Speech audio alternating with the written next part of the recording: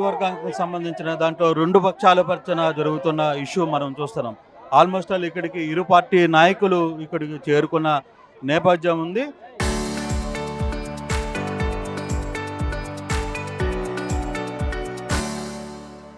బోండా కూడా ఇక్కడ ఉన్నారు. సార్, ఎలా చూస్తారు అసలు ఓవరాల్గా ఎందుకు ఇష్యూ స్టార్ట్ అయింది? ఇష్యూ అంత పెద్ద ఎందుకు సీన్ మారిపోయింది? ఇప్పుడు 8 నెలల కింద మెగా డిఎస్సి జరిగింది. వాళ్ళందరికీ ఉద్యోగాలు వచ్చినాయి. అత్యంత పారదర్శకంగా చాలా ఇది లేకుండా జరిగినాయి. ఎటువంటి అవకతవకలు జరగకుండా వాళ్ళందరికీ ఉద్యోగాలు వచ్చినాయి. వాళ్ళందరూ పాఠాలు చెప్పుకుంటున్నారు. వైసీపీ ఇప్పుడు నిద్రలేసి అప్పుడెప్పుడో 8 నెలల కింద జరిగింది అవినీతి జరిగింది అంటుంది. బ్రిడ్జి గేమ్ ప్యాకెట్ ఆడే వాళ్ళకి టీచర్లుగా ఉద్యోగాలు ఇచ్చారని ఆరోపణ చేశారు. మేమే అన్నాం, బహిరంగ సవాలుకి సిద్ధం. మా లోకేష్ ప్రకటించాడు, మా నాయకుడు లోకేష్ చెప్పాడు, మా పార్టీ చెప్పింది. మేము ఎక్కడ రమ్మంటే అక్కడ, తాడేపల్లి రమ్మంటే తాడేపల్లి వస్తాం, మీ పార్టీ ఆఫీస్ రమ్మంటే పార్టీ ఆఫీస్ వస్తాం, లేదు రెండింటికి ఖాళీ లేదంటే జూమ్లో రెండు చర్చికి మీడియా సాక్షి కూర్చున్నాం. రాలా.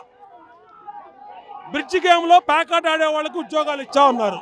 ఒక్క ఉద్యోగం చూపించండి, ఎక్కడ ఇవ్వలా. ప్లస్ బ్రిడ్జి గేమ్ అనేది official game, government of India declare చేసింది.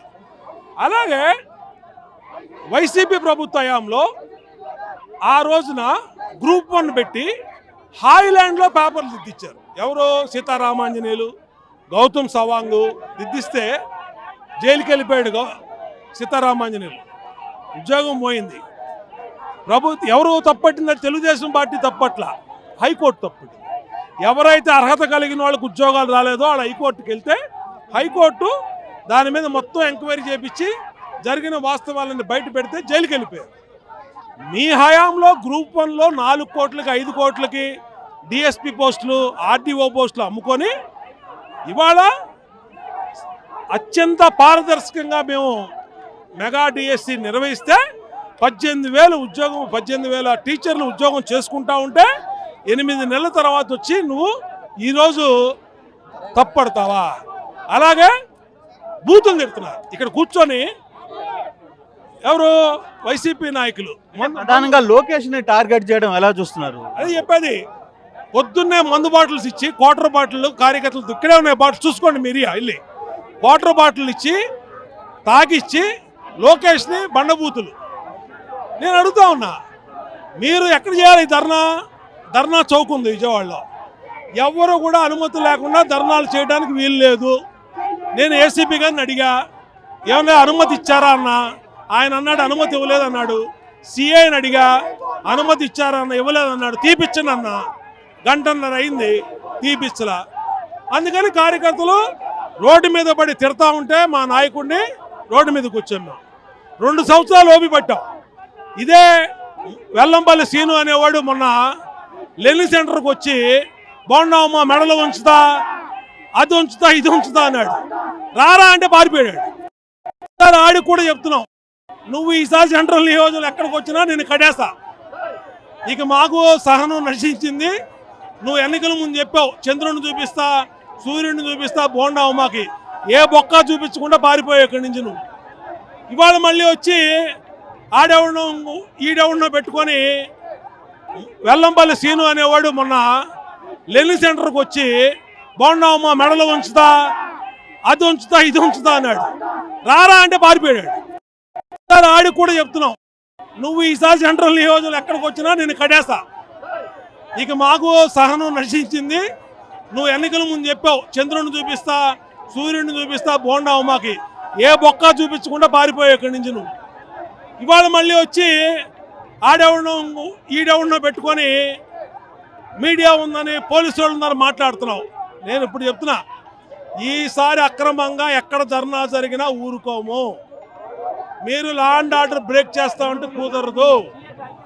పోలీసులు కూడా చెప్తా ఉన్నా, ఎందుకు సపోర్ట్ చేశారు మీరు? ఇది లోకేష్ని తిడతా ఉంటే ఎందుకు? మీకు ఏంటి మీ ఇంట్రెస్ట్? సిపి గారికి చెప్పారు, ఏసీపీకి చెప్పారు, సిఐకి చెప్పారు, కనబడతలా ఇక్కడ తిడుతున్నారు వాళ్ళు.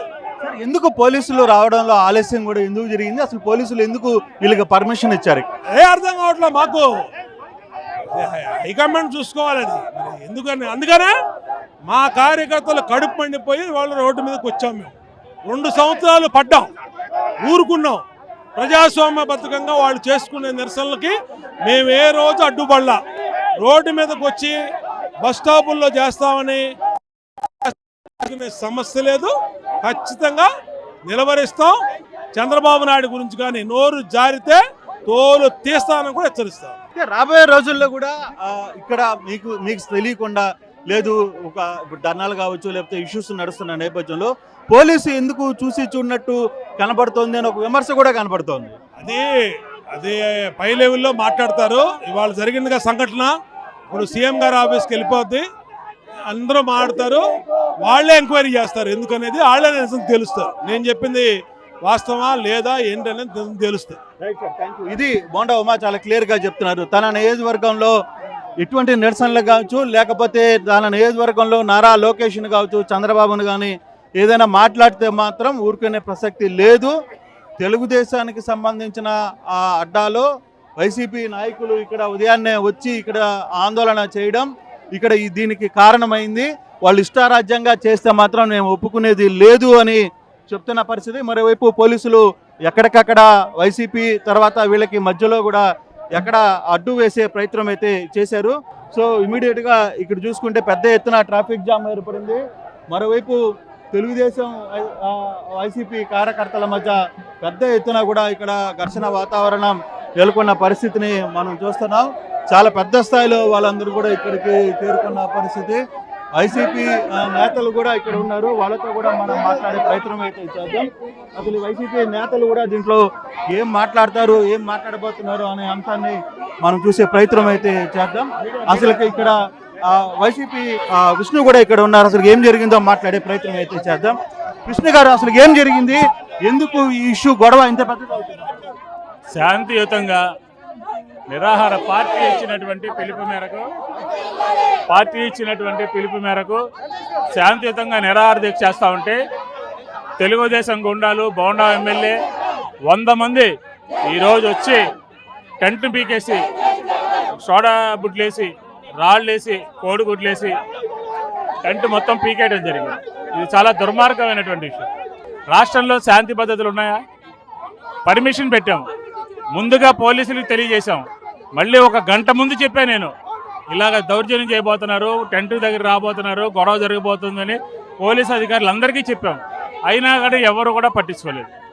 ఈరోజు సామాన్యుల గొంతు నొక్కి లోకేష్ కానీ గవర్నమెంట్ కానీ మేము అడిగింది ఏంటి, సిబిఐ ఎంక్వైరీ చేయమన్నాం. కానీ మీరు లోకేష్ని బూతులు తిడుతున్నారు అనేది అక్కడ తెలుగుదేశం నుంచి అసలు మైకే లేదు, ఇక్కడ ఎవడు మాట్లాడలా. శాంతియుతంగా ఉన్నారు. శాంతియుతంగా ఉంటే కావాలని ఈ రకంగా రాష్ట్రంలో పరిస్థితుల్ని మాట్లాడకూడదని గొంతు నొక్కేటటువంటి ప్రయత్నం చేస్తూ ఉన్నారు.